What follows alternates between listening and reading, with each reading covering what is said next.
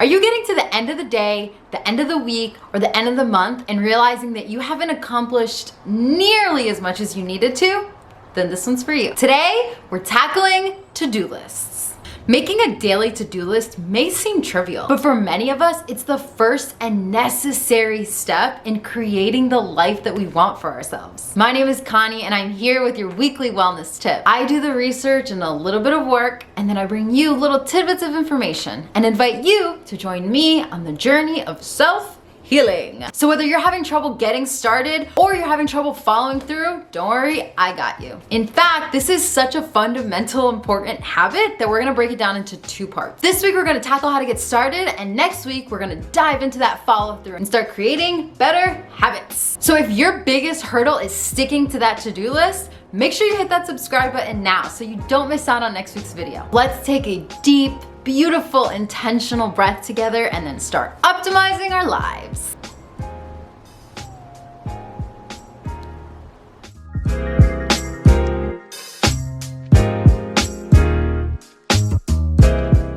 You guys probably know me by now, and I always say the same thing. We have to build a sturdy foundation so we can rise up strong. So before we dive in, let's talk a little bit about why do I even need a to-do list? Well, if you made it this far in the video, you know that this is something that you struggle with, and whatever you're doing is not working. Success in anything comes with clarity. And physically seeing what you need to do and accomplish is a game changer. Now, I could come on here and give you strategies and tactics and notebooks and this, that, and the other, but none of that is gonna matter. We don't get down to the root of the issue. So the first step in making a to-do list is figuring out what is stopping you. Is it the app is too complicated? You don't have a notebook? You haven't found a system that works for you? Find out what is actually stopping you from making your to-do list and address that specifically. For me, it was a need to have one set system, and I learned that that doesn't really work for me because that's not the way life is. So sometimes I use my planner, sometimes I use a Post-it note, sometimes I use a dry erase board that we have on our refrigerator.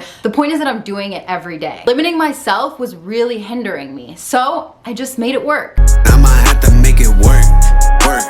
Okay, focus. All right, your second tip for making a to-do list is gonna be brain dump. Have a page in your notebook or in your planner or on your phone or wherever, and just brain dump all the things you think you need to do, you know you have to do, you want to do, all of it. Just dump it all out. Once it's all out of your brain and on paper, whether real or virtual, you can use that energy and create space to actually start organizing yourself. Think about how much easier it is to find things when your space isn't cluttered. This is the same with our brain. Make some room so you can actually start organizing. Tip number 3 in creating your to-do list, start prioritizing. I want you to break down your list into 3 categories: things that you need to do, things that you should do, and things that you want to do. Prioritizing your tasks is an essential part in feeling accomplished. I talk more about this in my video about productivity. I'll go ahead and link it at the end so that you can catch it right after we wrap up here. Tip number 4 is content. What are you actually putting on your to-do list? When you put goals and projects on your to-do list, you are leaving way too much room for interpretation, and it makes things feel impossible. Break down goals or projects into small tasks. It's gonna seem way more manageable that way. I'll give you a really simple example. Instead of writing down clean the kitchen, which can seem really daunting, write down clean fridge, do dishes, wipe down counters, sweep. Then it's just 4 simple things. Instead of clean kitchen, which makes it feel like it's gonna be a 3-hour affair. Clear, actionable steps. And it works for things like cleaning your kitchen, but it also works in everything else because simplicity is key.